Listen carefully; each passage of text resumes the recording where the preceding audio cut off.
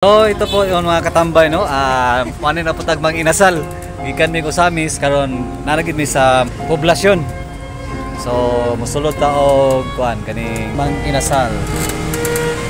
So ngayon no, kagagaling lang namin ng Osami City at nagbiopsy sa bata. So bago kami mag-uwian sa aming bahay, kumain muna kami dito sa aming mang inasal sa Mulabi. So yan, at nag-order na kami dito sa counter para sa aming makakain.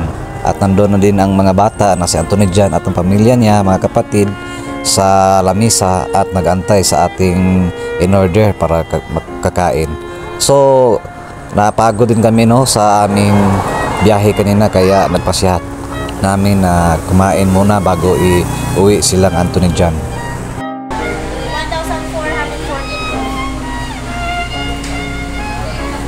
1,440. Yaya nilang Anthony Jan ay naka-plaster naman. Salamat kayo, sir.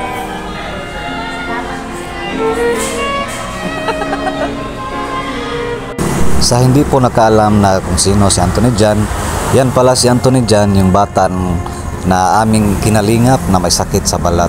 At nagdala namin sa ospital, una doon sa Pagadian at walang recovery. At ngayon naman pangalawa, nandoon naman, dinala na naman namin sa Osami City at chinikap. At ngayon, sa wakas na biopsy na si Anthony Jan at mag-antay na lang daw kami sa resulta, mga 2 weeks siguro bago makuha yung resulta kung ano talaga yung sakit ng bata na dumaploy sa kanyang balat. At yan bago sila iuwi sa kanilang bahay at dinadaan muna natin sa pinakain dito sa Mang Inasal para naman mawala yung pagod nila sa biyahe at yung mga kapatid niya.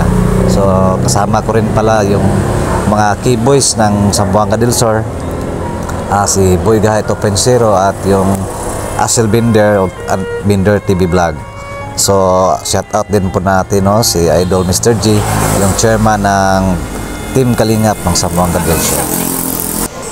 Yan kami makamotor pero kita sa kuwan.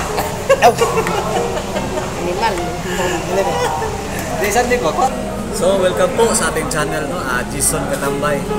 Hatid po natin ang tulong at saya sa kapwa. At sa lahat po na gustong tumulong sa ating mga charity vlog, welcome po kayo sa ating channel. At ngayon, kahit mahirap lang tayo, basta makatulong lang sa nangangailangan, yun kasi yung hadikain natin na makatulong sa kapwa. Kaya nakita ko na ang tao na tinutulungan ko ay sobrang saya ng aking damdamin. Kaya alam ko rin na kayong nakakita nito na gusto rin tumulong tulad ng ating ginagawa sa kapwa. At sana may mag-share sa mga video natin para makita naman sa iba yung mga kagandahang ibinigay natin sa ating kapwang tao na tumulong.